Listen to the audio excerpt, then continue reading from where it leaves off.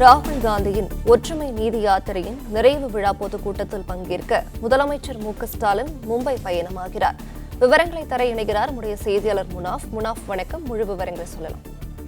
ராகுல் காந்தியின் நடைபயண நிறைவு விழா பொதுக்கூட்டத்தில் கலந்து கொள்வதற்காக தமிழக முதலமைச்சர் மு.க.ஸ்டாலின் சென்னை விமான நிலையத்திலிருந்து மும்பை பயணத்தை மேற்கொண்டிருக்கிறார். குறிப்பாக ராகுல் காந்தியின் இந்திய ஒற்றுமை நீதி நடைபயணம் நிறைவு விழா மற்றும் இந்திய கூட்டணி கட்சி தலைவர்கள் பங்கேற்கும் பொதுக்கூட்டத்தில் பங்கேற்பதற்காக தமிழக முதலமைச்சர் மு.க.ஸ்டாலின் மற்றும் தமிழக காங்கிரஸ் கமிட்டி தலைவர் செல்வ பெருந்தகை உள்ளிட்ட தலைவர்கள் எல்லாம் இன்று மும்பை புறப்பட்டு சென்றிருக்கிறார்கள். குறிப்பாக காங்கிரஸ் முன்னாள் தலைவர் ராகுல் காந்தி இந்திய ஒற்றுமை நீதி நடைபயணத்தை கடந்த ஜனவரி 16ஆம் தேதி மணிப்பூர் மாநிலத்தில் தொடங்கினார்.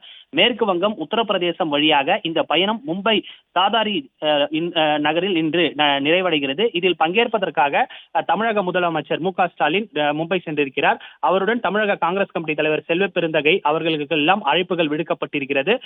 இன்று அனைவருமே, அதாவது காங்கிரஸ் தலைவர்கள் அனைவருமே மும்பை சென்றிருக்கிறார்கள். அதனைத் தொடர்ந்து இன்று இரவு 7 மணி அளவில் மும்பை சத்ரபதி சிவாஜி அரங்கில் இந்திய ஒற்றுமை நீதி நடைபயணம் நிறைவு விழா மற்றும் இந்திய கூட்டணி கட்சி தலைவர்கள் பங்கேற்கும் பொதுக்கூட்டத்தில் நடைபெறுகிறது. இந்த பொதுக்கூட்டத்தில் பங்கேற்பதற்காகத்தான் தமிழக முதலமைச்சர் மு.க.ஸ்டாலின் மும்பை புறப்பட்டிருக்கிறார்.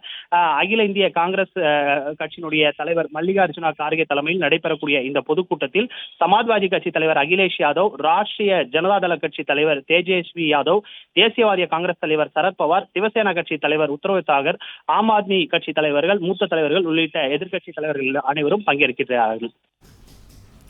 விவரங்களுக்கு நன்றி முனாஃப்.